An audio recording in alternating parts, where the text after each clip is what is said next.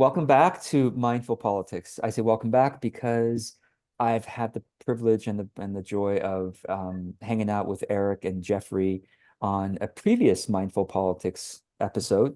So this really, we've taken like a year or so break, and this is season two. So welcome to season two. It's so funny because I've always thought, oh, so much trouble to think about podcasts and seasons, but I took a break, so this is season two. And we are now in the year of the presidential election in the US. This is, February 2024. So we're months away. I think mindful politics should be more and more needed as the months go on. And today, Jeffrey and Eric and I were brainstorming what should we talk about. We could talk about all kinds of things, but the topic of fake news came up, and I thought, that's a good one to dive into because from there we can really branch out into, 1,000 other topics. And we're going to use the format of 4 minutes each person, and we'll just kind of go in a round. I have a timer here. I'm kind of cheating because I'm not even timing myself yet. So I'm going to start the timer now, and then we will go into it. So, all right. I am going to use part of my 4 minutes with the way to introduce myself is and Jeffrey and Eric, you can introduce as little or as much as you want in the first segment and just let your background come out as we talk. That's fine too. But I feel like I have to say that some of the people watching this are kind of following my other kinds of content, my business type content, and they're really curious. They might be curious where I stand on politics. And I feel like I am still, well, I'll say this. I feel a little bit less, well, I feel less politically homeless than I did before in season one. And I'm always very hesitant about sharing where I stand politically because ultimately where I stand is with the values of this podcast, which if I can remember it, I might, someone correct me. Any fans of this podcast, if there are any. I don't think there are any yet, but if there are any fans of this podcast, please correct me if I'm wrong. I stand with the values of this podcast, which are humility. I think it's like the willingness to learn. That's the most important thing for me. Willingness to learn, willingness to listen, appreciation. So appreciating the good in other people, the people that I'm dialoguing with, the people that are on the other side, and also on my side too, so-called whatever. And then togetherness, which is the value of no matter what, no matter how much we might disagree or fight or agree or agree, but no matter how much we might not see eye to eye on what seems to be like earth-shattering life or death issues, still at the end of the day, can we still kind of have a meal together? Can we still give each Mm. other a hug? It's like it's really not that big of a deal, even though it seems like a really, really big deal to have everyone agree on this thing. Like I think what's a bigger deal is can we still live together? You know, so that's my stance. And now I want to shock everyone and get canceled by everyone who follows me by saying that over the years, I would say over the past 4 years since the pandemic, I have moved increasingly to the right of, well, first of all, there is some wisdom in that the right and left in American politics don't make as much sense as it did in the past. But liberal, conservative, what does that really mean anymore? And I'll pull up some other chart in the future episode where I'm like, that makes more sense actually now. Something like authoritarian and something else, and it's something like globalist and populist or whatever. Anyway, there's different dichotomies happening, but if I'll say this, I've moved more from the progressive and Democrat, which I used to be fully into pre-pandemic. I was Trevor Noah, Seth Meyers, AOC, progressive Democrat. And now, again, please don't leave me and please don't cancel me. I am a Vivek Ramaswamy conservative. Like if I were to pick one guy, were one person to vote for, that would be my person. I know authoritarian, the big problems, you know, it's people like that's frightening, George. Van Jones, I still like him a lot, and he's like the Meg Ramaswamy. It's like like Hitler or something like that. So my 4 minutes is up. Now that I've shocked you all with, but that's a good way to start. We got to keep this podcast interesting. So there's my time. I do either of you want to go next, or should we go in alphabetical by first name? Eric, how do you feel? You want to? I Yeah, see what I'm open. Okay, sure. yeah, okay, okay, all right. I'll let you. Uh, well, I like I like the idea, the image of home, and that you felt homeless. And I think that's actually a worthy inquiry. Like, do you need a home? Because there's a notion of there's a certain quality about home that implies us, separate from those who are outside the home. There's a sort of kind of implicit loyalty and a need, a deep need, a human need for belonging, which can then translate into those who don't belong. So I'd like to kind of invite you to discern and inquire into the whole notion of homeless and home, and how those could be considered as a perhaps as a healthy polarity that can continue to produce new homes, if you will. All right. And and then the idea of having to pick one guy isn't really a feature of your own development. It's more a feature of the system's requirements. Because why are you required to pick one guy, George? So that's one thing to think about. All right. The other thing is to see that these kinds of tribal identities, like the AOC identity, doesn't include some of the goodness of the, I don't even know how to say his name, Ramaswamy gentleman, you know. So, and that identity doesn't include the goodness of the AOC identity.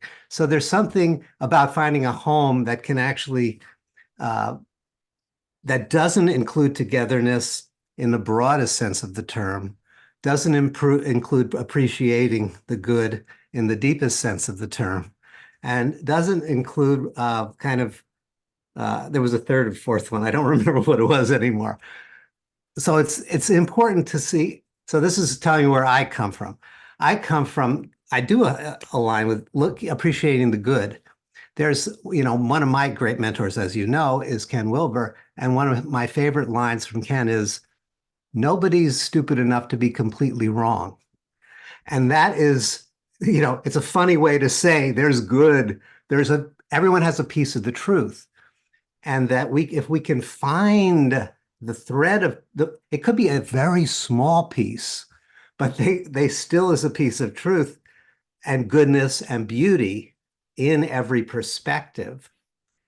That doesn't mean then when push comes to shove, I don't pull a lever for one woman or man. That's the nature of the system. But I do recognize the inherent complexity of the situation and the inherent limitations of the system that we're operating in. And they're not a perfect match. And given that, it's sometimes, very often, I vote for the lesser of two evils, so to speak, because I'm only given two choices, and it's how it goes.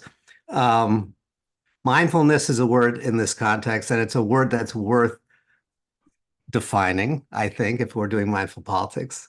The classical definition comes from Jon Kabat-Zinn, who says it's a special state of consciousness that looks at what's arising with non-judgment. I like to add, and caring intent, because I think that's both of those are necessary to create the optimum conditions for the next emergence. That's beautiful, man. Thank you. I appreciate that reflection very much. Oh, Jeffrey, I'm looking forward to anything you'd like to share based on any of that. Well, it seems that we're going with kind of our political introductions first, so I'll follow suit. So I guess um, for myself, I've lived in both homes, and now I guess what I'll say is that I've gone fully homeless in political in the political realm. I started out uh, raised in a very fundamentalist Christian conservative background. We're talking, the kind of Christians that their own little group is the only right Christian group, and even the other kind of Christian groups are wrong. So it's really, really narrow definition of Christianity for them. And also, of course, super conservative politically.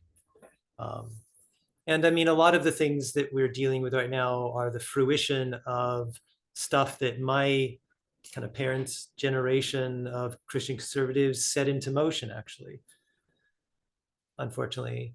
For me, because when I in my early 20s, I just started bumping up against the world and becoming a little more worldly, and just that stuff just didn't work for me anymore. The conservative stuff, and I became very liberal and more and more liberal. I studied philosophy very intensely in Berkeley, and I still study constantly philosophy. And one of my philosophy teachers, who was in the 1960s in the free speech movement in Berkeley, and he's still there as a professor of philosophy, he said, like, as we age, even myself, we all get more conservative. And I think he's a smart guy, and he was pretty right, at least about himself and a lot of people, I think. But I followed the opposite track, actually. I became more and more and more liberal as I aged. And, but recently, I guess, with the woke movement, actually, to be honest, I really love the woke movement. I love woke Disney more than any Disney I've ever encountered. And I actually really love woke, but at the same time, I see that any political movement, which happened with the conservative movement, which I was a part of as a child, and even the woke movement now, they reach a point where they just start to go too far. Like they overreach themselves, and either fall apart or just become gross, or like um, and so I'm very strongly for all the things that the woke movement actually stand for. But I think that they've lost their compassion for everyone, and that's the problem with the woke. And that's why people are reacting so strongly to it, because it's become like that. And I'm not a part of that. That's not what I want. I want the values of the woke movement without the kind of, I don't want to be a social justice warrior, I want to be a social justice person who does tea ceremony like the Japanese style and serves people with it. You know what I mean? So that's been my political cycle. And so now I find myself without a home because I'm so woke that I'm not even woke. And if that makes any sense, do you know what I mean? Like, I'm out of that. Um, and I just want to live in a peaceful world. I live in Japan now, like I'm here in Japan, and it's a pretty peaceful place. It's kind of conservative and has its issues, but it's pretty peaceful, and I love that. And I want to create that in the world, but in a way that doesn't have the need for conformity that Japan has. That's not what I want. I want peacefulness with a lot of freedom and non-conformity, if that makes sense. So that's where I'm at with all of this. So That was wonderful. Thank you. Thank you for that. There's so much. I feel like maybe we should talk about woke in this episode. I mean, we could. I mean, that's the fun of these conversations, is that nobody's listening anyway. And, no, for the two of you who are listening, thank you for caring enough to listen, and may this kind of inspire your own conversations among friends or among neighbors. Well, I'm not even using my 4-minute timer. Okay, let me apply the rules to myself. It's called democracy here. So yeah, I it's so interesting. I want to reflect back, Eric, when you said homeless, I mean, me mainly thinking, yeah, this episode is gonna make me physically homeless because everyone, not everyone, I shouldn't say, but I'm gonna guess that of all of my clients and people who buy my stuff, probably 85 to 90% are left or far left, like liberal progressives, like I used to be, like I have been all my most of my life. And so, and they are just aghast and horrified by the other side, right? People like me. Um, and and this is partly why, well, I feel like I had to out myself because otherwise I would always feel like I'm guilty, and especially talking in this podcast, I would feel guilty and like I'm hiding something. So I wanted to just say it right there.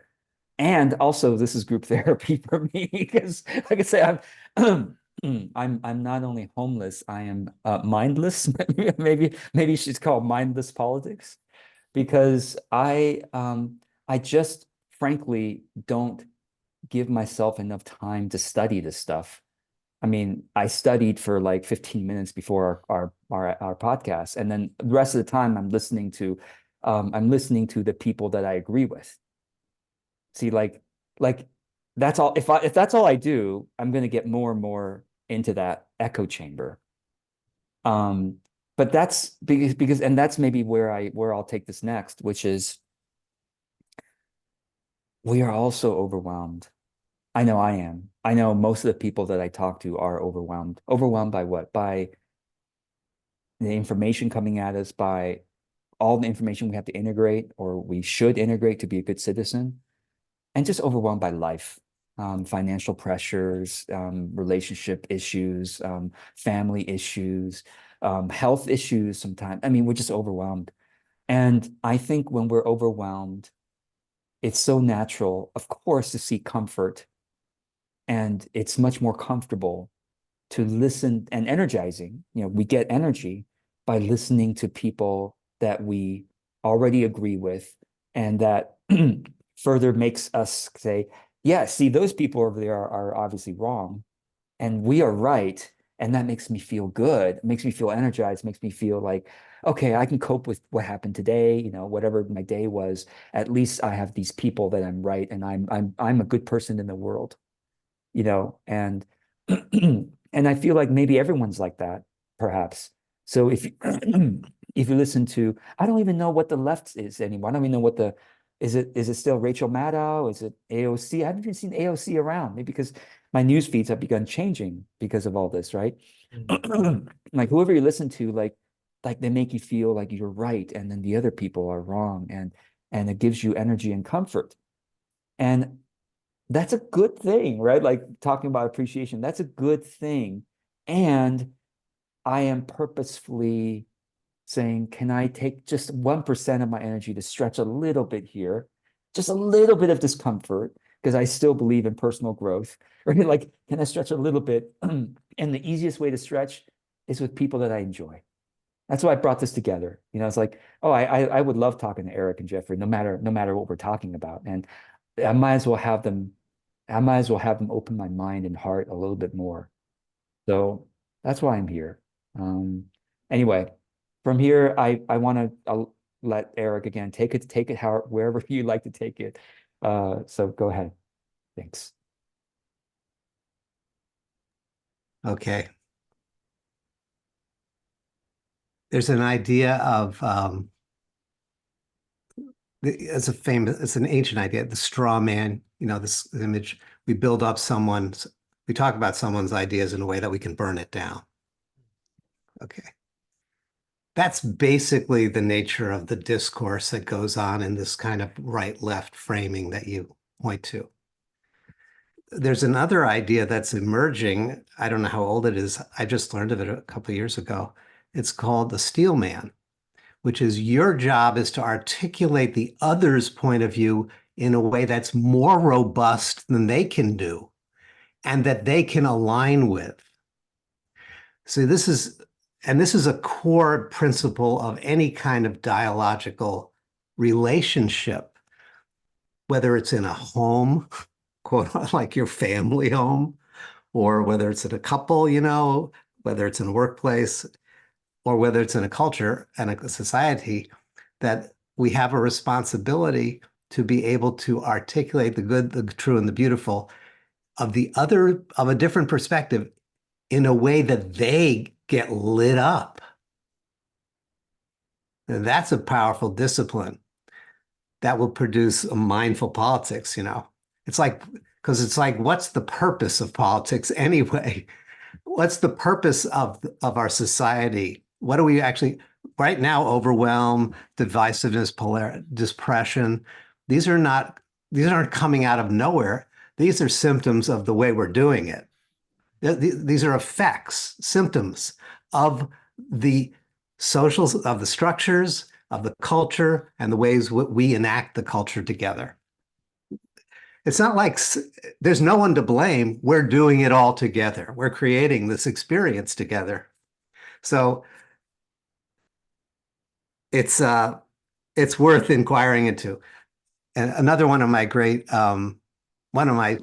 intellectual heroes and spiritual mentors is C.G. Jung, who back in his time, when he lived through 2 world wars, which were the wars to end all wars. We can remember that.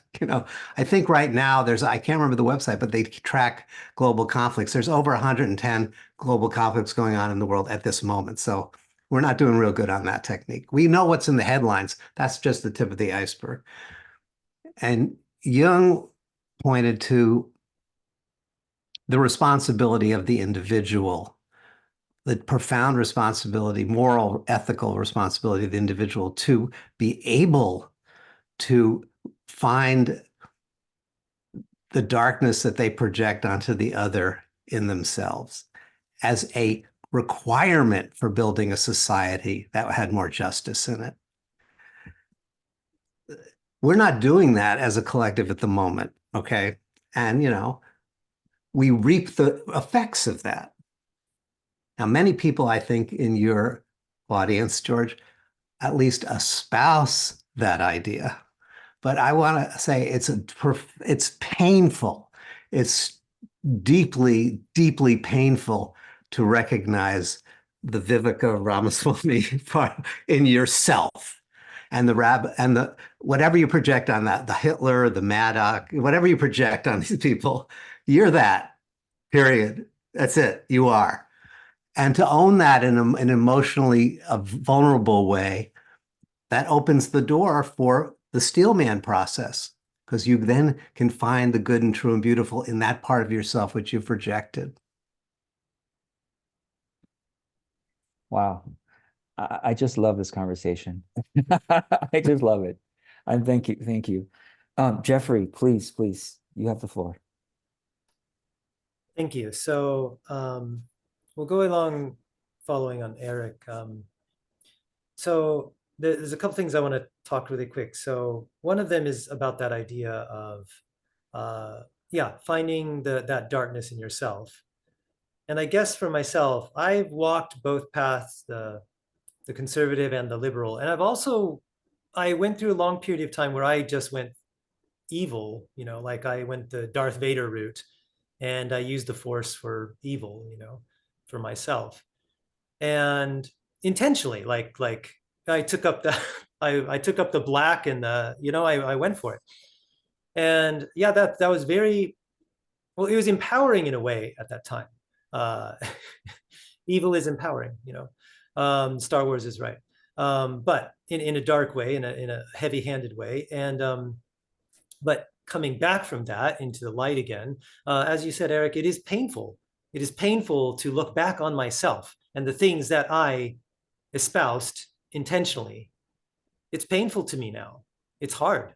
But that is what has brought me to the state where I am now, politically and kind of philosophically and psychologically, where, yeah, um, I mean, I want to heal the world. I want peace and stuff like that. But well, it's a long process, and I'm not going to get there actually by taking up arms. I mean, not even physically, but socially, and philosophically against my enemies. I won't get there that way. And I realize that. And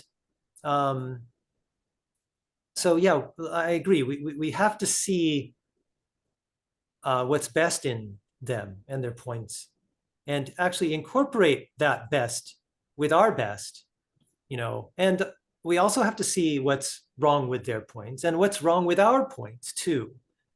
And then we have to try to minimize the wrong, well, how about instead of right and wrong, let's just say more useful and less useful, or like that, and take out the less useful parts of our both and amalgamate the more useful parts of both. And you won't get anything perfect that way, of course, it just doesn't happen, but you'll build something more useful for everyone, and it takes that courage to, yeah, face that evil in yourself, because we all have an authoritarian in us. We all have, like, we have those things in us. They may not be the main part, but they're there, and they're ready to take action in some circumstances. And if you meet those circumstances in your life, unfortunately, that bring those out, you will find that you will become an authoritarian, or you will become whatever you don't like, given those circumstances. It will happen. It's just natural for humans to do that. We do what we need to get through something. And when you get in that situation, you will do it. And I've done it. So I see that very clearly. And we have to just admit that to ourselves, and then have the compassion for the other people and bring each other out of that, And one way I'll touch on really quick is that I'm an English teacher in Japan for a long time. And English teachers keep trying to teach Japanese people debate, like Western style debate, like score the point and score the point, like with your words. And I studied philosophy. I'm really good at debate, actually. But in seeing this kind of thing in Japan, I really, really lost my taste for debate. Now it's just like, it tastes bad in my mouth. Because, like, yeah, like you said, build up their straw man and then boom, get the point, That's terrible. What we should be doing what we should be doing is building up their steel man, yeah, and then like using the debate to build up both people's steel man and have them mate and make steel babies that work for everyone. Does that make sense? Like the qualities that we need for everyone. That's what we should be doing instead of debate. So oh my goodness, that's amazing. Wow. Okay. I really hope people who facilitate debates will listen to this. This is amazing. Okay, all right, let me start my own timer here. Oh my gosh, so many directions we can go, but um, okay, so I'll say well, yeah, there's a lot of directions. I'll come back to this idea of fake news because I think it's related to all this. Well, what do we call news that's fake? I was thinking about this a bit, and I was, of course, using ChatGPT to think about this. And it's like, ChatGPT, what is it's like, so whatever news source we obviously agree with and immerse ourselves in, the alternative or other news sources are fake news, right? And I mean, I hope I can say this. I live in a household where we have different sides of what is legit news and fake news. And I disagree, with one of my family members about this. And sometimes it kind of feels hopeless, like, wow, they have a they have a take on reality that is, I don't know why, I don't know how they could possibly have that take on reality, you know. And yet I love them, yet I know them. I thought I knew them. It's like, what? I thought I knew you, but how can you possibly think this? And in a way, well, maybe this is to be because I was, destined to do this mindful politics stuff or conversations. Like, but that's the country. That's, well, when I say the country, by the way, it's funny because I moved to Mexico since the last season of Mindful Politics, and I don't talk politics here, but so U.S. is still what I'm more familiar with. But that's true. I think with a lot of other countries is there's these different sides, but it's like people who are, like how can they possibly think that? Like they seem like a smart, caring person. How is it that they're completely blind about these things? And then of course they're thinking the same thing of us too. And that's the same thing in my household. It's like, and then they're thinking the same thing of me. Um, and so I see it as a blessing in disguise that I get to have such a personal experience of fake news and dealing with that. Because if I lived in a household where, we used to watch the same thing. We used to watch Seth Meyers and, no Trevor Noah and other liberal, quote unquote, liberal progressive people. And we used to be like, oh yeah, completely. I can't believe Trump or I can't believe all these people are. And and then if I were to host this podcast, I would be very much like, yeah, there's no way that Trump and those people have any intelligence and any goodness within them. But my personal experience is it's painful, to be honest with you, because it affects my relationship with that person, and it affects the feeling of stability of this household sometimes. And the more we get into the presidential election, the more that's true, and every 4 years we have to do this again, but it's like there's issues that come up. Pandemic was a big one. The pandemic brought several huge issues of fake news on both sides, obviously. And so it's scary. I'm just being frank about my experience. It's scary, it's disconcerting, it's painful to think about, to talk about. And this is why I'm grateful, for this group therapy session, though, to be with friends who are, whose wisdom I really trust on this kind of integration, this more integral type of thinking. So that's where I sit in my personal, with fake news. But I'll turn it over to Eric to take it away.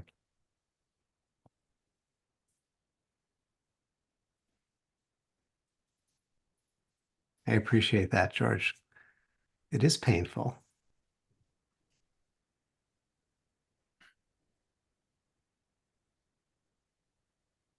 And I do think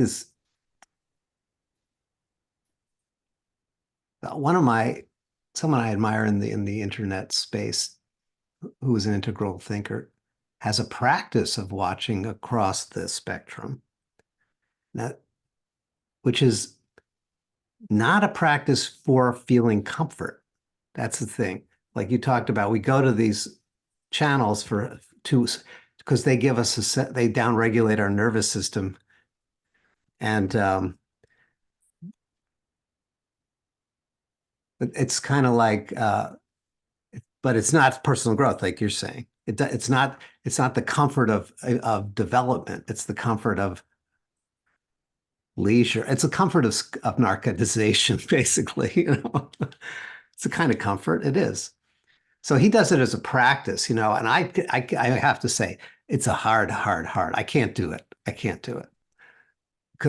But it's something that I aspire to be able to do, to look and to listen and to tune into the good, true, and beautiful in all these different perspectives.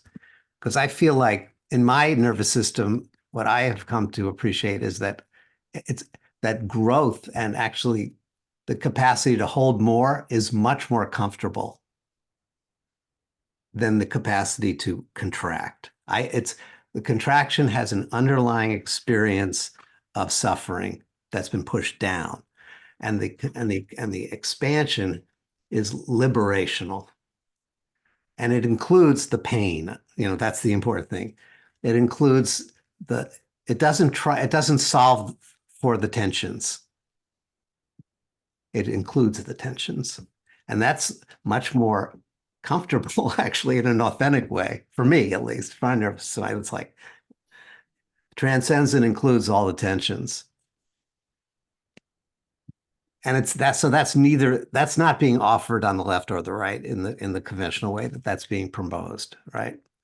And it's definitely, and it's not even, it's not it's not how to say the right way.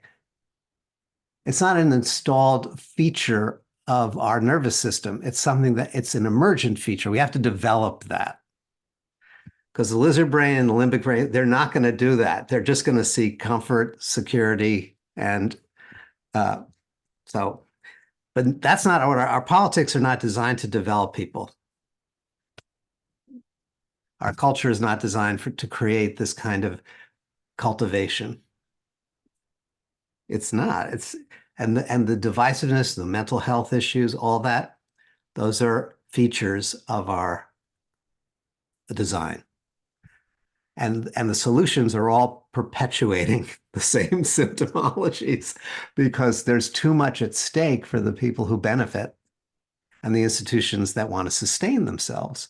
So that's just, so I understand the pain. And then when it comes into our own home, in our own family systems, and I grew up in a liberal family. I grew up in a family that I did actually challenge it, but I didn't challenge it from a right-left perspective. I challenged it more from an ontological, like, what are we here on this earth for perspective? And then my wife grew up in a family where it was much more Fox News, and then our perspective was seen as evil, even if it wasn't left. It was just evil because it wasn't Fox News. And it's painful. It is painful. And compassion is the word Jeffrey brought up. And compassion isn't looking down on other people and seeing all the poor unwashed, souls and the deplorables. That's not compassion. Compassion is back to that appreciation of good, true, and beautiful.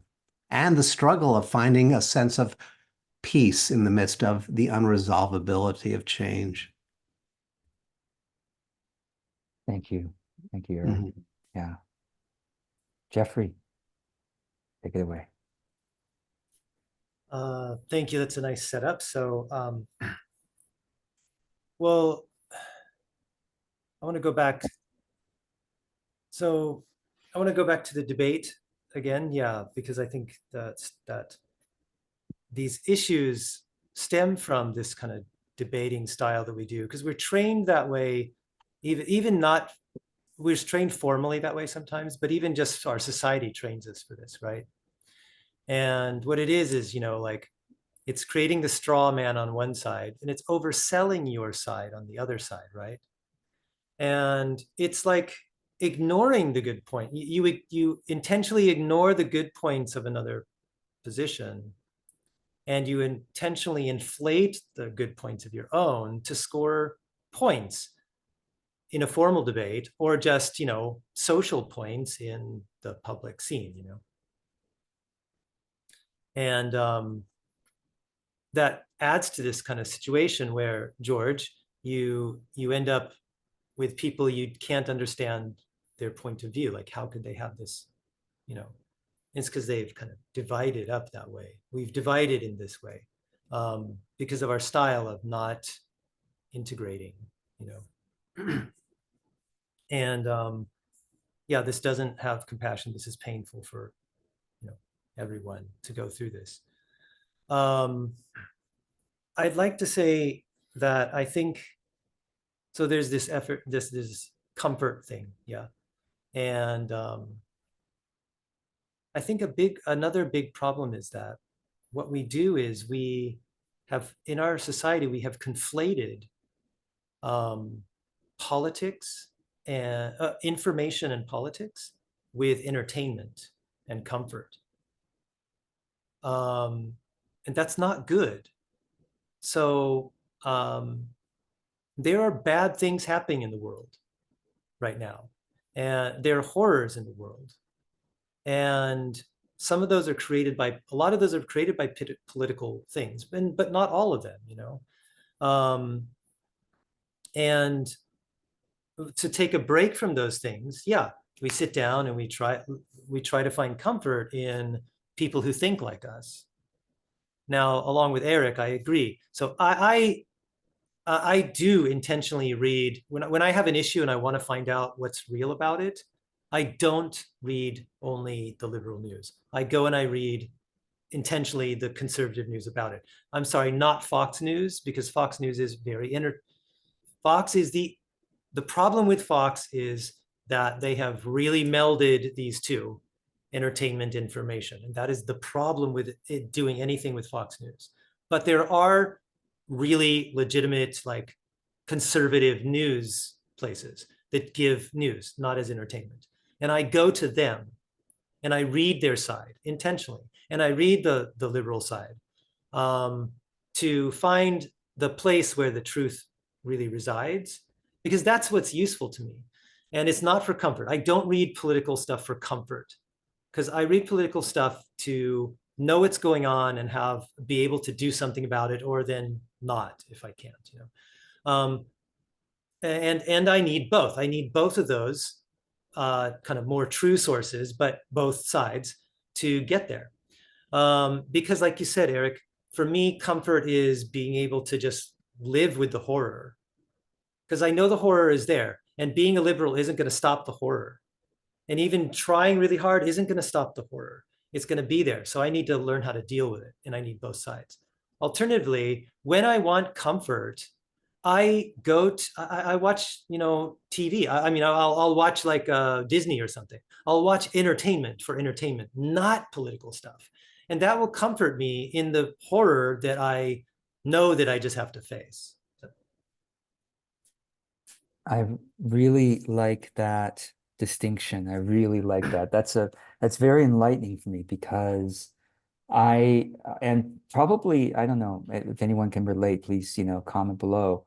Um, I feel like when I'm being entertained, I might as well be learning about the world.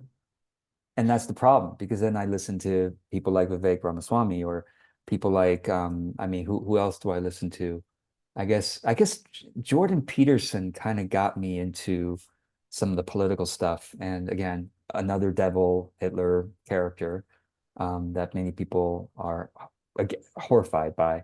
And I can understand parts of why that is. And it's like, um, I don't know, Ben Shapiro. I don't listen to him that much. Patrick Bet David, but there's these popular. I guess maybe I'll tell you that I'm a YouTuber, right? Like I watch YouTube, and these people are all really successful on YouTube, and that's part of what kind of gets into my feed, right? Um, so we just have one more round, and I'm going to turn it over to the two of you, and we can wrap up here. So I guess I'll wrap up by saying that in my household, when we have a disagreement, and they say something, I'm like, that can't possibly be how reality is structured. I mean, right? Like the science says this, right? But then they say, no, but the science says this, right? Like, oh, well, here's the problem. Neither of us have the time or the energy to go verify the science. And sometimes, literally, for example, climate science, I don't have the tools, or the I literally do not have the equipment or whatever, or that scale to verify something is true or not. I have to look at, well, the papers seem to say this. I don't even have the knowledge or the patience to read any of the papers. I haven't read a single climate paper, not one, right? I barely even read I mean, I barely even read one summary of a paper. But it's like, it seems to me that's probably what most people level of knowledge is. Most people just go, well, MSNBC says this, or the New York Times says this, right? Or Washington Post, or whatever, wherever they're getting it. The Economist says this, or whatever. Or my really smart friend says that, the world scientists say this.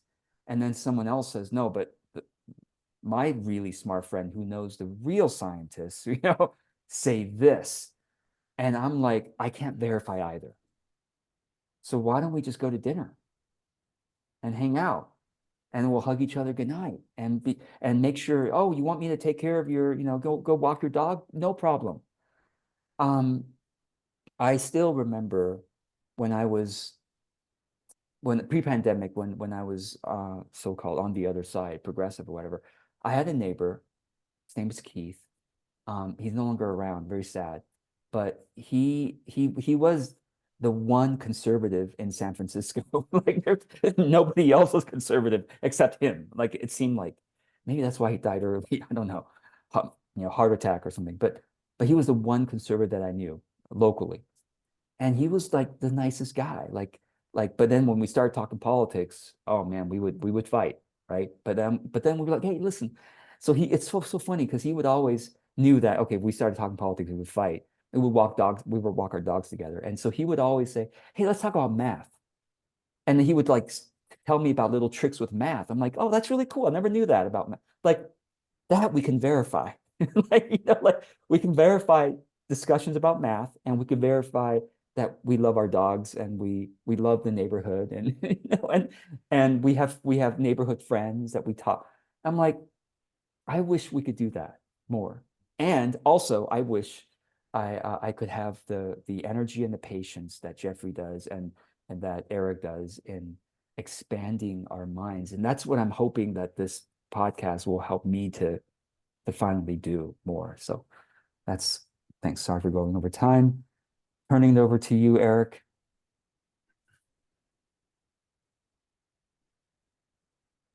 Mhm. Hmm.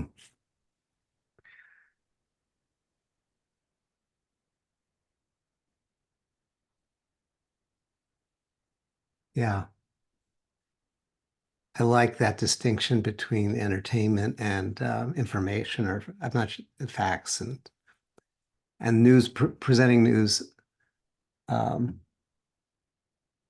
Ever since I learned about marketing, and studied marketing, the I still read the Times, but I think, like I say to Davey, the headlines are all pornography. It's just all emotional pornography.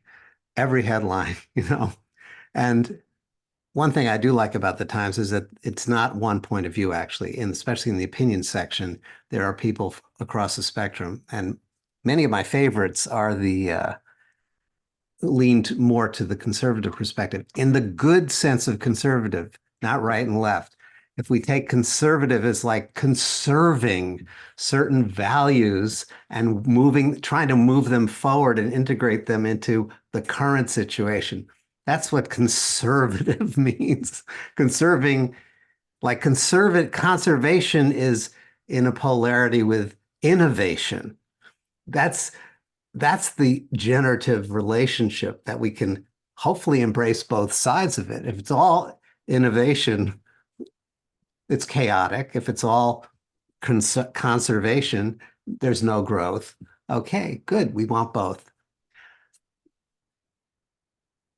But when we shifted from these kind of good polarities into good bad polarities, we've lost actually. Now we're in the world of entertainment because it's Circus Maximus, it's the gladiators, who's going to kill the other one. That's what it's feeding. And that is very nourishing for our animal body. I like to see them killed, you know, even if it's only with words, I guess. And the solution isn't to become I would say, from my perspective, the solution isn't to withdraw and say, I'm just a peace, like Jeffrey did not say, I'm just peaceful.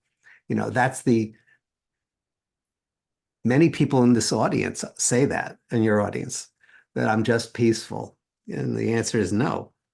I'm a freaking saber-toothed tiger, and I'm a peaceful person. And I'm trying to somehow integrate them into a much richer, deeper mandala, deeper way of being.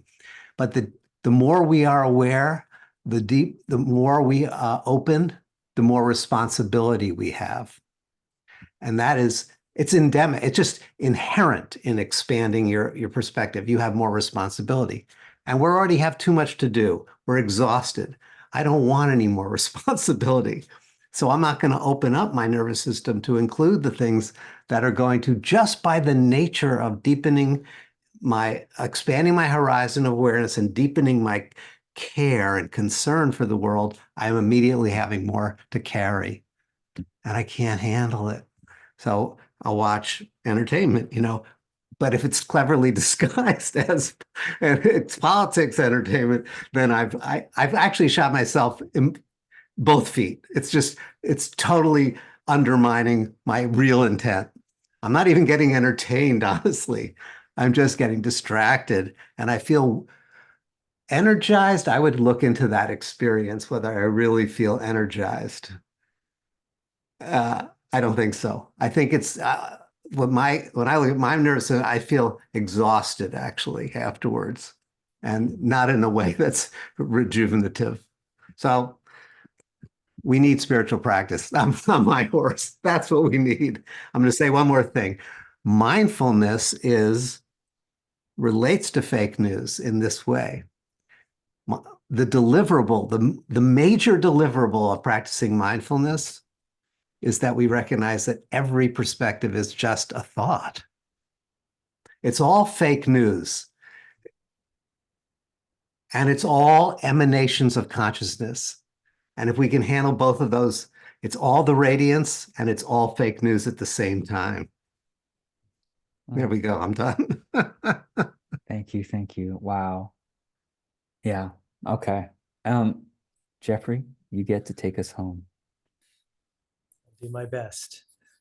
Well, following Eric with that, yeah, in spiritually and also just like in this three-dimensional world, physical world, yeah, everything is fake and everything is true in that way because it is all point of view, and point of views exist, and point of views have real like effects in the world through the people who hold them.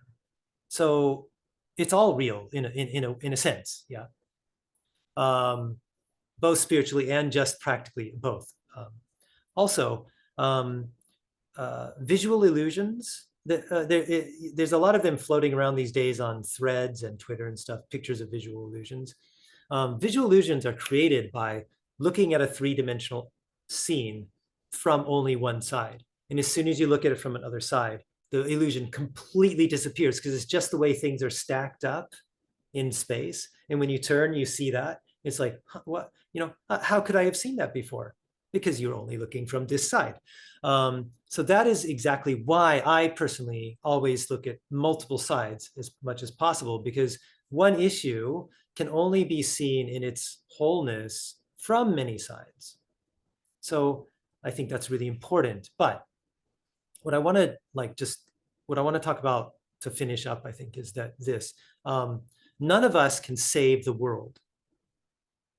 I have the point of view that the horrors of the world are actually ultimately a feature of the world, actually. A feature of the spiritual world is it has radiance and it has horror, both. So we can't really solve them. We can solve this horror, but there are other horrors around, and it's just a feature of reality, unfortunately, or whatever. But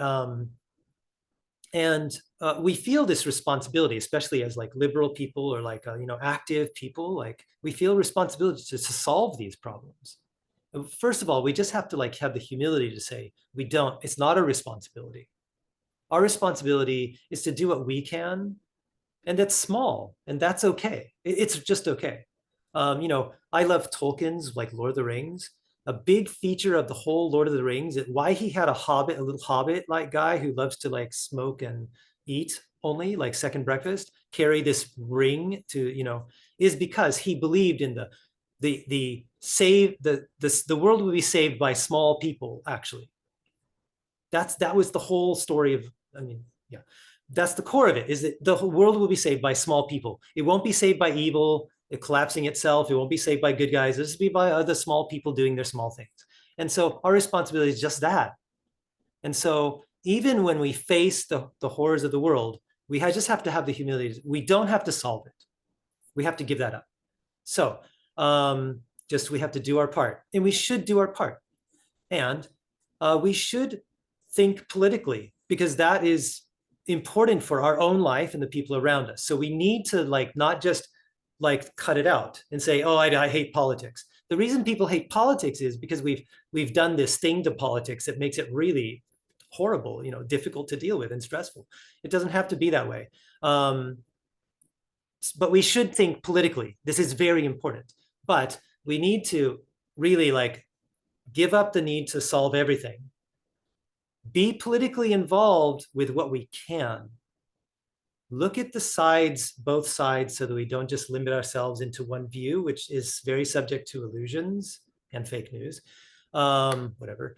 And finally, relax ourselves, not with politics, but with entertainment, and realize that that is okay. It is okay to do your political thing that you need to do for your own small responsibility as a hobbit, and then relax with entertainment. Have a beer or whatever, and it relaxes you, and watch TV. It's really okay, but don't turn on the political entertainment, because that does, like Eric said, it doesn't help you. It doesn't entertain you. Actually, you feel you're entertained, but it doesn't entertain you. It doesn't relax you. It doesn't solve anything. Yeah, split those up and just like do your small part. Be okay with doing your small part and do it seriously, and then relax with something that pleases you. I'll stop there. Wow. So we have a new philosophy called Hobbit politics here that was just birthed on this episode. That's awesome. I love it. I love it. I love, wow. Well, that's the illusion that's been broken. I'm going to watch Tolkien in a different way now. I love it. Thank you. Thank you both. It's been always such a joy to be with you. I always learn something. That's my hope for this series is I'm going to keep learning. I'm going to keep trying in my small way. And hopefully those who are watching, were you entertained? I don't know. You could tell us below. Are you uplifted? We hope so. Thank you again. Thanks, Eric. Thanks, Jeffrey, for being here. We're gonna hopefully get together again before long to continue. We barely even touched on fake news, and then we had like 18 other issues. We're like, oh, we could talk about that too. So stay tuned, everybody, and thank you for watching. Thanks for listening. Thanks, guys. Thank you. Thank you, guys. It's wonderful.